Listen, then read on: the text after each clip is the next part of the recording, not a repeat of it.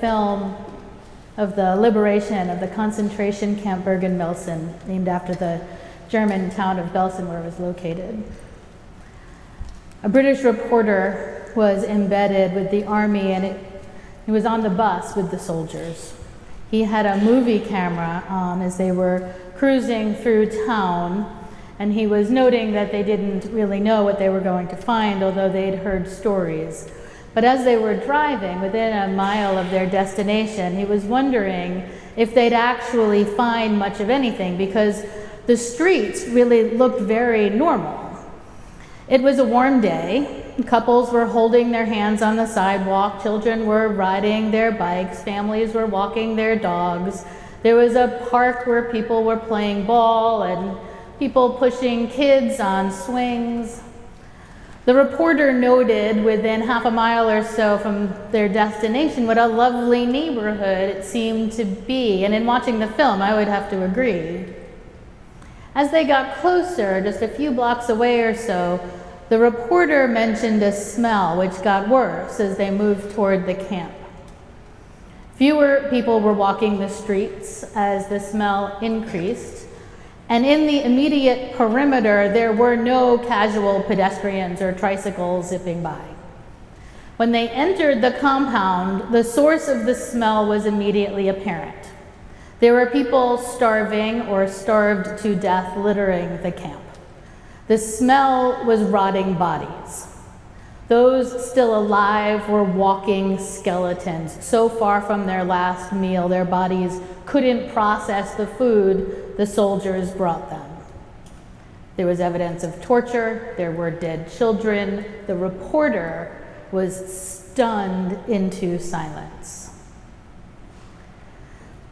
As a person raised in a Jewish family, the stories of those concentration camps and the ghettos and the institutionalized anti-Semitism and the violence and the stories of refugees trying to find a home, being stuck on boats and turned away, it's all very familiar to me. Those are the stories of my growing up. Generational trauma, as I've said from this pulpit before, was intentional. It was a means of survival, and I was not spared the details. This means that when I saw the images of the people suffering in that camp, I was not surprised. I was not stunned into silence. I expected what I saw, and I could feel deep in my bones the mantra of my childhood, never again. What was surprising and what has actually haunted me from that film is the neighborhood. The people laughing and playing and living their lives. The people who avoided those few surrounding blocks because of the smell, if nothing else. The people who must have told their children when riding bikes to stay away from those streets. See no evil, hear no evil, speak no evil. This has nothing to do with us. We're innocent bystanders. It's best not to get involved.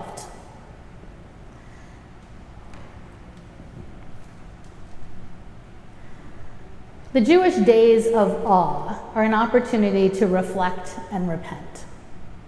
As the new year begins, God opens the book of life and decides what's in store for each person.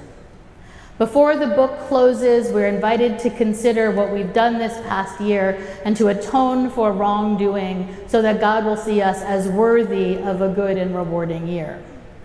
The concept of personal sin, of reflecting on our behavior and doing our best to repent and repair is good and healthy. It's also limited. We're all profoundly interconnected, and while I might do things for which I need to atone, much of the damage any of us does in the world is related to the systems in which we exist.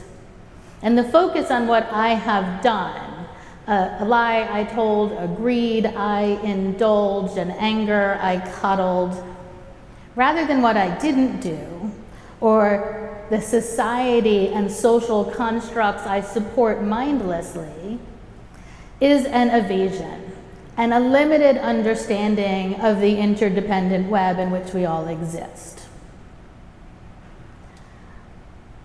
Now, some of you know this about me, but I actually like being wrong. I like to find out that the reason something has gone awry is because of something I've done. When my action is to blame, I can fix it. I'm relieved, even if sometimes ashamed or embarrassed, to find out that things aren't working because I made a mistake. It is the control freak in me. I like to fix things. I'm wrong, I apologize, I change the behavior, and everything is good. But in our deeply interconnected, interdependent existence, individual behavior is only the half of it. And there is no such thing as an innocent bystander. The brilliant and popular South African Episcopal Bishop Tutu noted famously that when an elephant stands on the tail of a mouse, declaring yourself uninvolved only benefits the elephant. Neutrality doesn't exist. Silence is complicity. When I first learned how to be a community organizer back in college, one of the things I was taught was to help people understand how something affects them. How does the burying of toxic waste over there matter over here? And we see this tactic a lot these days. If ICE can arrest and detain recent immigrants without due process, they can arrest and detain you too. We make the story as personal as possible, so people feel like this is about them and they get involved. First they came for all those other people, and then they came for me. So I should have spoken up earlier so that I didn't have to get dragged into this mess.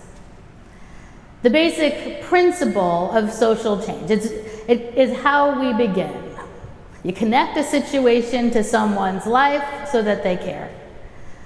But our ability to detach is a powerful force, and our desire to maintain equilibrium, to deny painful or difficult things, is formidable.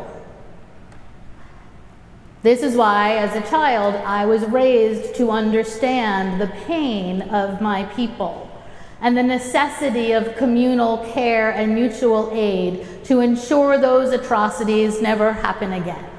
Because from our safe space in our free country, it might be easy to think the plight of the Jewish people somewhere else isn't my problem.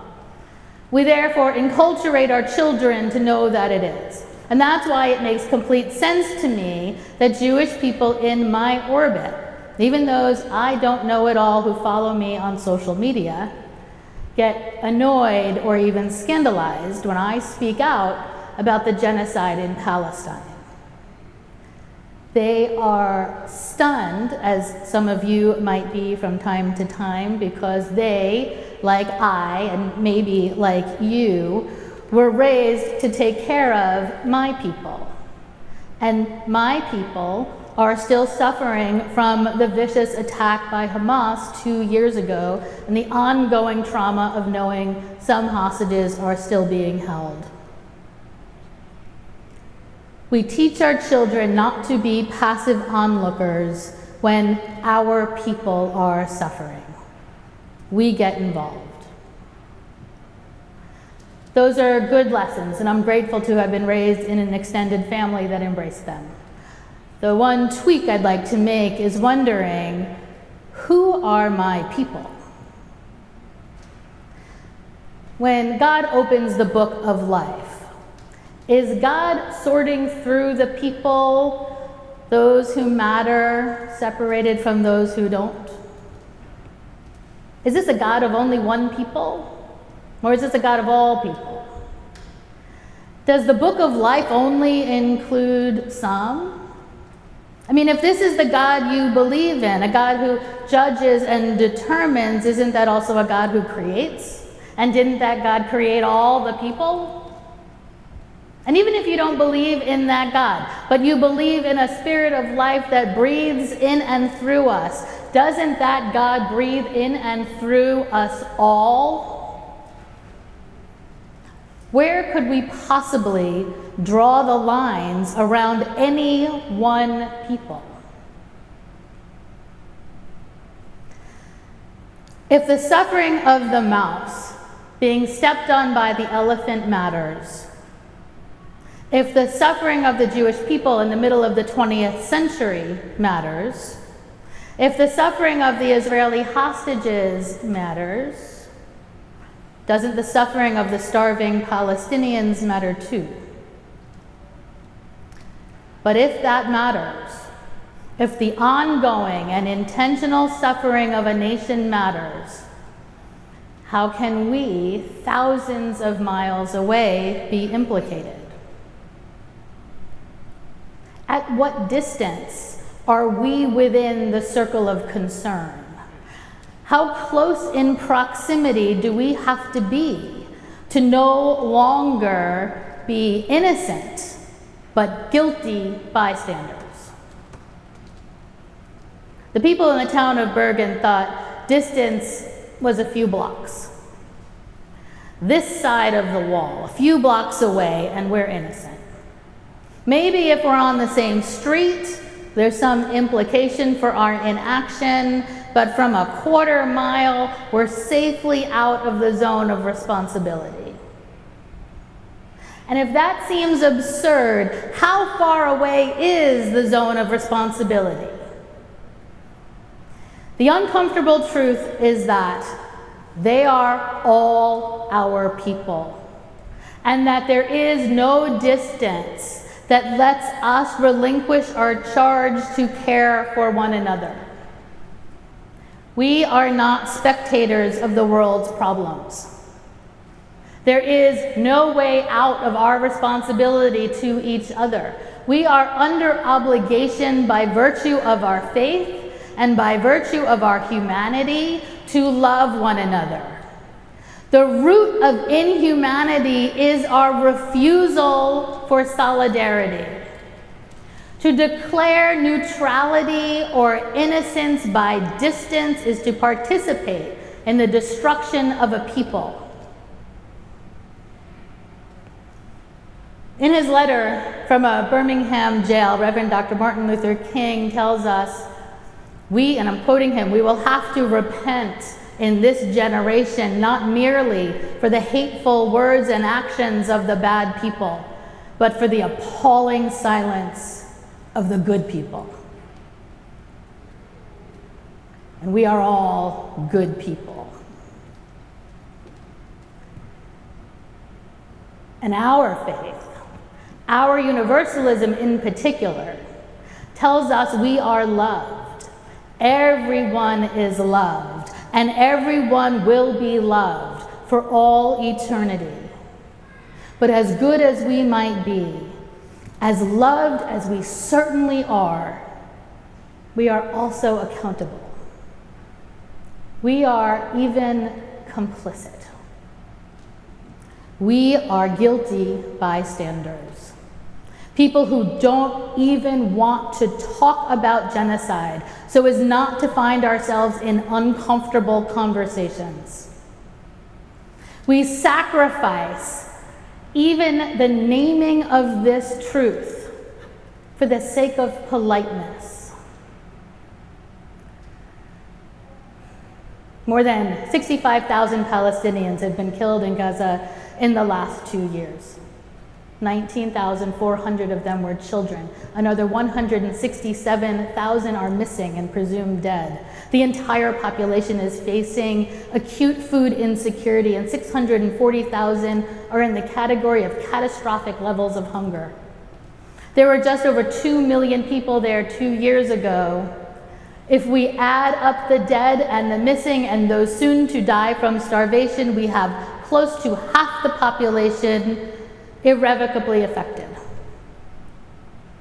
When this is over, when the final death toll when we hear the final death toll, it will be stunning.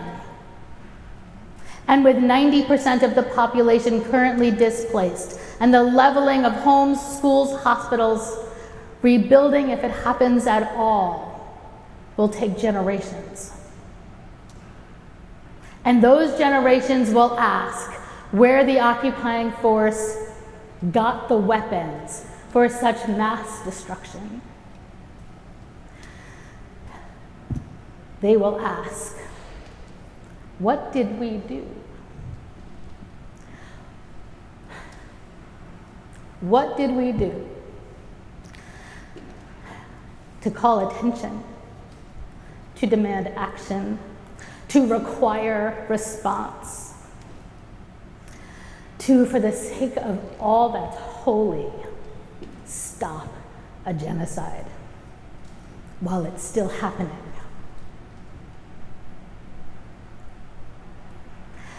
I do not want to preach this sermon. I don't want to preach this sermon. I'm sure you don't want to hear this sermon. But this is it. This is what we've been given. These are the days in which we are alive. This is the work before us, and it is ours to do. We aren't doing it alone, though. On Friday, I showed up for a march. Others from this community did too. Tens of thousands of other people were also there. Newspapers noted the enormous pressure being brought to bear, the international outrage, the beginnings of a single voice crying out for mercy. Let's repent our detachment, shed our denial, come to terms with our desire for softer, sweeter days, and step up to the days we have. There is no such thing as neutrality, and distance doesn't absolve us. We are implicated in our humanity and charged by our faith to be bolder in our words and braver in our action. There is no way out of our responsibility to one another, and our indifference is our destruction.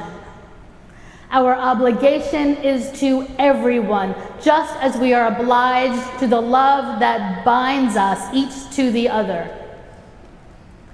We are convicted, and so we atone. We are implicated, so we align with justice. We are complicit, so we comply with compassion. And during these days of awe, even as we stand accused, we act in the confidence of our faith and in the harmony of the love that holds us all.